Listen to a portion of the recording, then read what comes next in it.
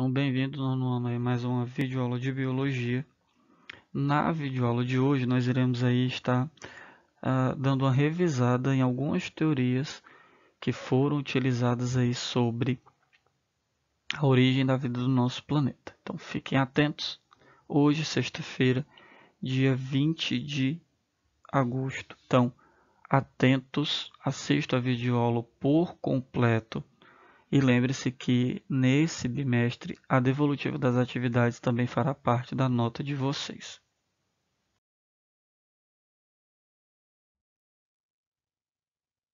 Então nós vamos aí iniciar a nossa revisão estudando, a origem da vida, que é um assunto aí que traz bastante indagações, porque envolve a ciência, mas também envolve a religião.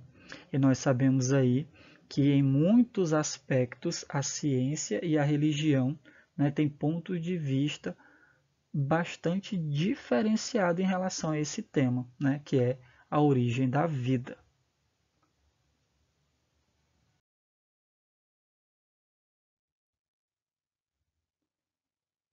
Entre as diversas inquietações que moveram os cientistas em suas investigações, estavam aí algumas perguntas. Dentre elas, nós podemos destacar de onde viemos, como surgimos, como tudo começou. E aí, para tentar responder a essas perguntas, os cientistas levantaram várias hipóteses que estão mostradas aí na aula de hoje. Nós vamos ver aí algumas das hipóteses que foram aí levantadas para explicar, para tentar responder a essas três perguntas que foram feitas aí anteriormente. Assim, veremos que nem todas essas hipóteses são confirmadas e que, não sendo, podem até gerar novas hipóteses e orientar novos experimentos. Nós também vamos entender aí nessa nossa revisão que o processo de tentativa e erro, juntamente com a persistência, são fundamentais aí para o desenvolvimento da ciência por meio do estudo de algo muito interessante, que é justamente a origem da vida.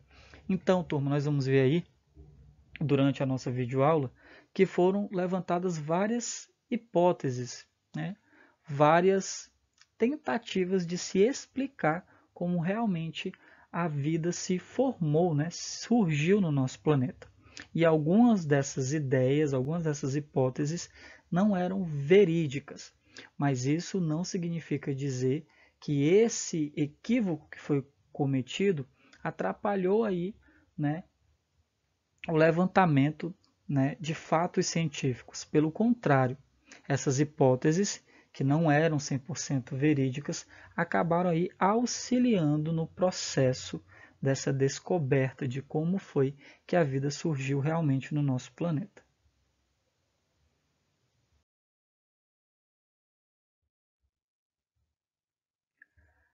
Para isso, faremos aí um passeio pela história, conhecendo muitas ideias que acompanharam a humanidade. Dentre essas ideias, nós podemos aí destacar o criacionismo, a biogênese e biogênese. Porém, existem outras, certo? Mas aí o principal foco será o criacionismo, a biogênese e biogênese. E que somente agora foram substituídas por suposições mais seguras acerca de como surgiu realmente a vida no nosso planeta. Além disso, também será necessário fazermos uma viagem no tempo e conhecermos a Terra desde o início da sua existência até alcançar as condições propícias para o aparecimento de vida. Então, nós já sabemos, vocês viram isso lá no sexto ano, que o planeta Terra, logo no seu início, no que a gente chama de Terra primitiva, ela tinha aí características completamente diferentes das características que hoje ela apresenta. Então, o nosso planeta sofreu também uma espécie de evolução até chegar nas condições propícias para que realmente ocorresse o surgimento de vida em nosso planeta.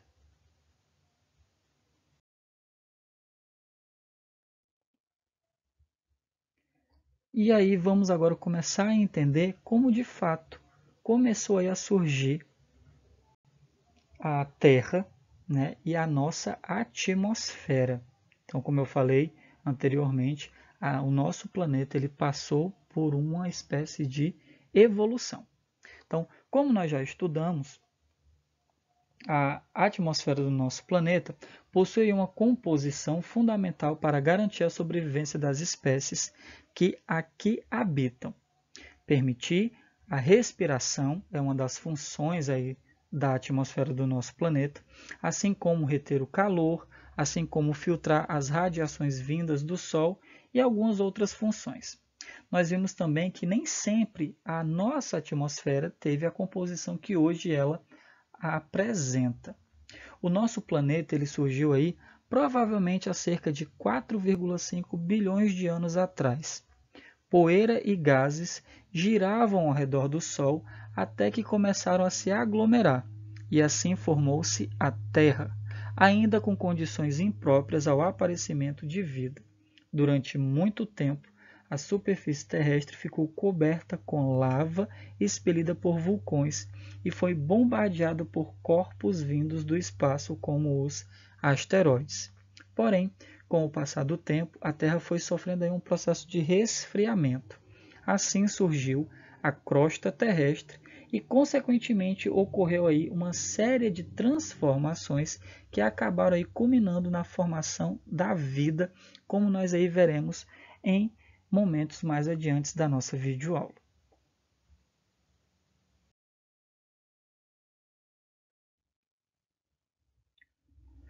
O surgimento da atmosfera primitiva, que era uma atmosfera aí com características diferentes da atmosfera que hoje nós conhecemos, ocorreu graças aos gases que vieram das rochas existentes debaixo aí da Terra, expelidos pelos vulcões na forma de fumaça. Desse modo, turma, foram aí lançados para a atmosfera o gás carbônico, vapor de água, nitrogênio, gás metano, amônia, monóxido de carbono e gás hidrogênio.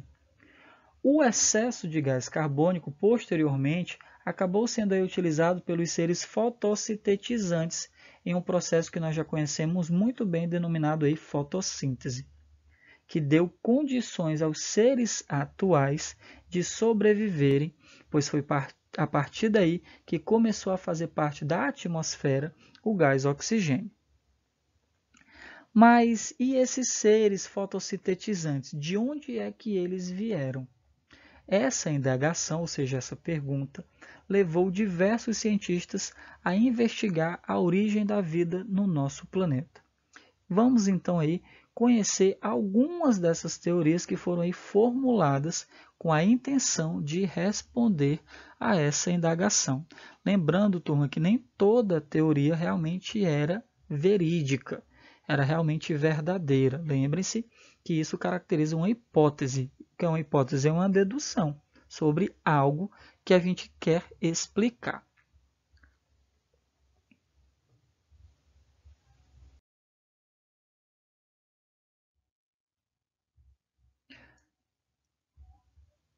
Como nós vimos, o questionamento sobre a origem da vida foi aí uma inquietação que acompanha a humanidade há muitos séculos. Houve, porém, uma evolução histórica do pensamento sobre realmente o início da vida no nosso planeta. O uso do método científico, que nós estudamos lá no 7º ano, e o surgimento de novas tecnologias como o microscópio, permitiram experimentos cada vez mais precisos. Vamos então conhecer algumas dessas teorias, algumas dessas hipóteses sobre realmente de que forma começou aí a surgir vida no nosso planeta.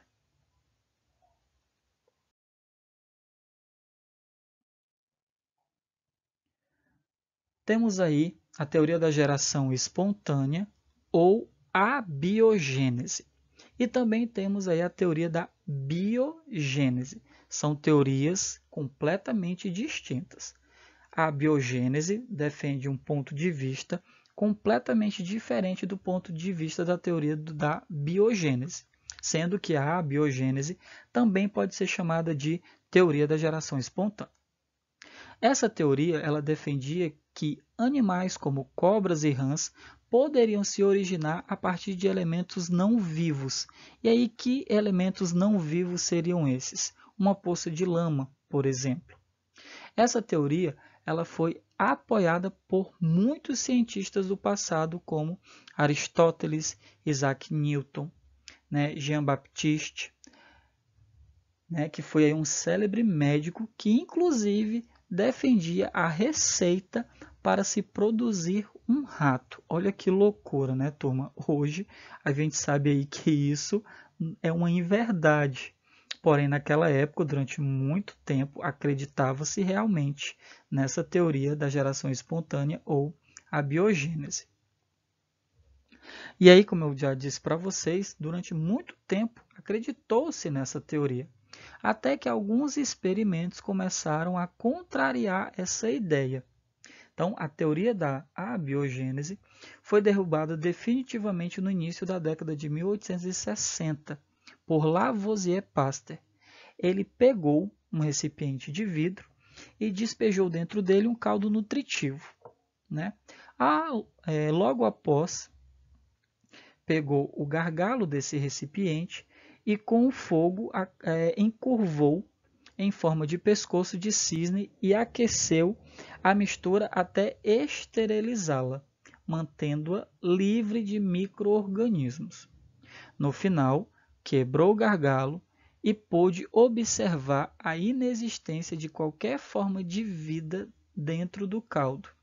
Enquanto na curvatura do gargalo quebrado, onde havia contato com o ar atmosférico, haviam aí surgido seres vivos que ali estavam vindos por meio do ar e não de uma força misteriosa existente dentro do caldo. Pasteur concluiu então que a vida surge a partir de outra vida pré-existente, atualmente aceita como a denominação de teoria da biogênese.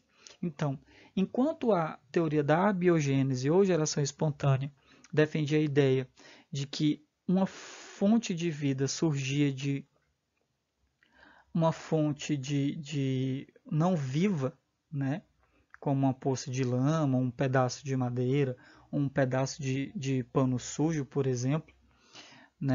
Então, a Pasteur, por meio de um experimento muito simples, conseguiu derrubar essa teoria.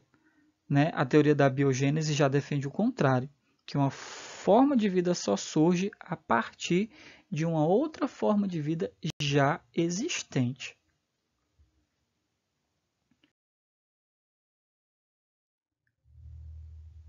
Então, no esquema aí que vocês estão vendo na tela, vocês podem ver aí realmente o experimento que foi realizado por Pasteur. Então, aqui, nesse primeiro momento, ele está colocando aí o caldo nutritivo no recipiente. Nesse segundo momento, vocês observam aí que ele está, o gargalo do frasco é esticado e curvado, por conta aí da ação do fogo. O caldo nutritivo é fervido, com essa fervura. Qualquer forma de vida existente aqui, como os micro-organismos, foram mortos, porque a gente elevou aí, Pasteur elevou aí a temperatura do caldo. Com essa elevação de temperatura, os micro-organismos ali existentes foram todos mortos. Como a gente vê aqui, o caldo nutritivo do frasco, com o pescoço de cisne, manteve-se livre de micro-organismo, porque ele foi esterilizado. E aqui, no tópico 5, se o gargalo do frasco é quebrado, surgem micro-organismos no caldo, porque o ar entra em contato com esse caldo e os seres vivos aí, os micro-organismos presentes no ar, acabam aí sendo aí transferidos para o caldo. Então, a teoria da biogênese defende o quê? que uma forma de vida surge a partir de outra forma de vida já existente.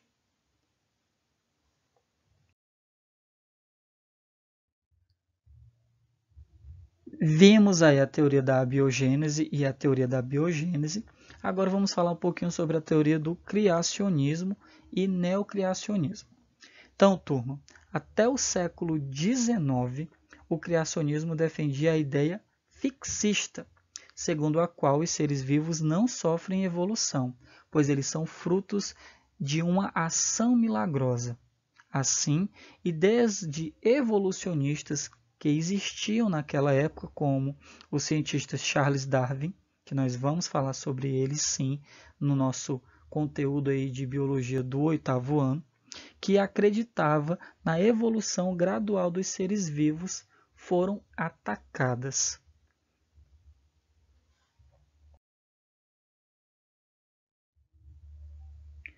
Convém mencionar que atualmente surgiu o neocriacionismo, ou seja, um pensamento cujos fundamentos se baseiam na existência da vida como algo não aleatório, e sim resultado de um desenho inteligente.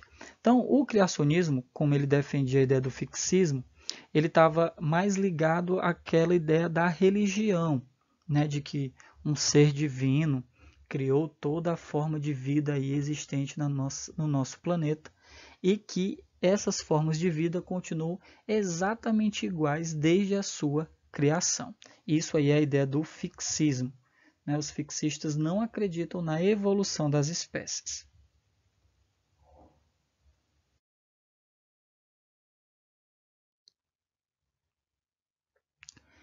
E aí, como surgiram os primeiros organismos vivos no nosso planeta? Até agora nós falamos sobre as teorias que explicavam aí como a vida surgiu. Vamos agora falar sobre os primeiros organismos vivos. Com os experimentos contrariando a geração espontânea, né, ou a biogênese, a indagação permanecia. Se toda forma de vida provém de outro ser vivo, como teria surgido o primeiro ser vivo no nosso planeta? Dentre as diversas teorias formuladas para explicar o surgimento do ser vivo primordial, nós podemos aí destacar duas.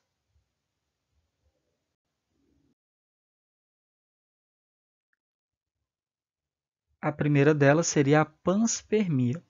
Então, no início do século XX, alguns cientistas consagrados, como o químico Arrhenius, acreditavam na possibilidade da vida ter surgido na Terra graças à chegada de pequenas formas primordiais de vida, as quais, viajando pelo cosmos, teriam alcançado a superfície do nosso planeta.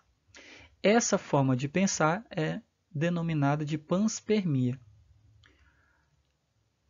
E aí esse pensamento ele foi contestado, já que seria pouco provável a qualquer ser vivo primordial ou não viajar em um espaço repleto de radiação, temperaturas baixíssimas e muitas outras condições adversas. Atualmente, essa ideia voltou a ser defendida por uma corrente de cientistas que descobriram micróbios capazes de suportar baixíssimas variações de temperatura ou até mesmo radiação de lixo nuclear. Essa tese, porém, ainda não foi aceita pela maioria dos pesquisadores da origem da vida.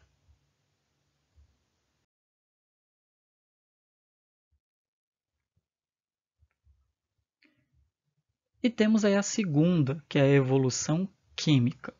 Algumas experiências têm mostrado possíveis ocorrências de reações químicas a partir dos gases da nossa atmosfera primitiva, que nós já citamos aí anteriormente, que deram origem às moléculas orgânicas, possibilitando dessa forma o surgimento de seres primordiais. No início do século XX, dois cientistas, o russo Oparin e o inglês Haldane, propuseram explicações semelhantes. Cuidado! Explicações semelhantes, não idênticas, para o surgimento da vida no nosso planeta. Esses cientistas defendiam que havia uma atmosfera primitiva no nosso planeta, composta de metano, amônia, gás, hidrogênio e vapor de água, além de descargas elétricas e radiações. Essas condições e as reações químicas que se davam permitiram a formação de moléculas mais complexas, as moléculas orgânicas. A água da chuva teria aí arrastado essas moléculas orgânicas para o interior dos mares primitivos, onde elas teriam se agregado, dando origem a moléculas ainda mais complexas que realizavam trocas com o ambiente ao redor, chamadas de coacervados. Essas estruturas ainda não eram consideradas seres vivos, mas os precursores das primeiras formas de vida.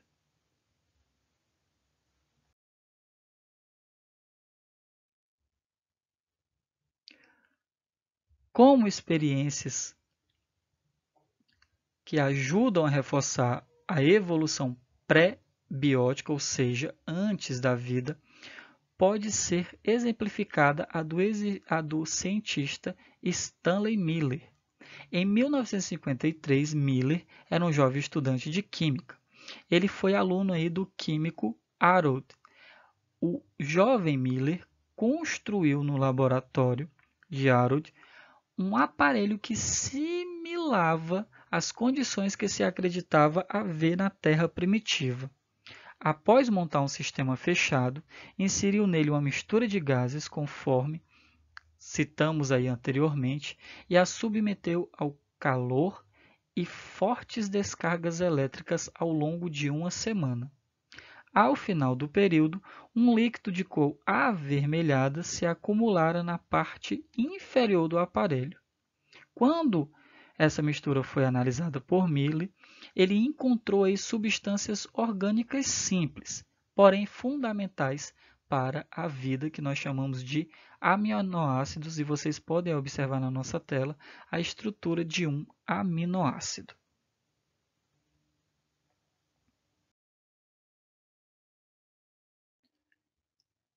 Então, turma, agora vocês estão vendo aí o aparelho aí que foi utilizado na experiência de Miller, né?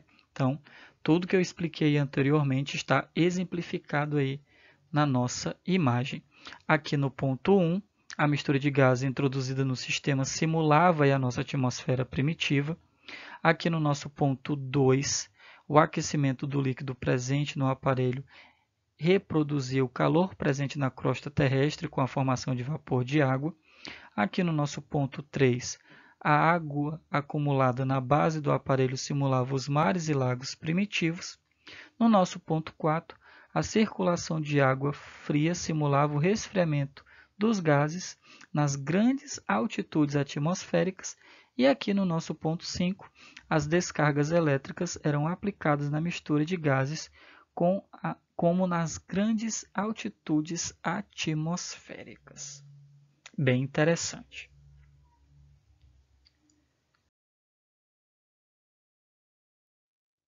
E aí, turma, a gente não pode esquecer que toda aula dada é conteúdo cobrado.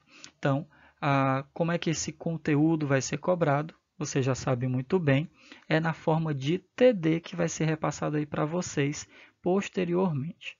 Então, só para frisar mais uma vez, antes de finalizarmos aí a nossa videoaula de hoje, atentos, atentos na forma como vocês estarão aí se dedicando a essa modalidade de aula, tá, turma?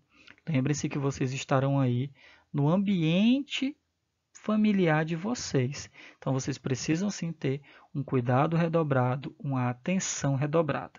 Teve dúvida em algum momento da videoaula? Assista a videoaula quantas vezes achar necessária.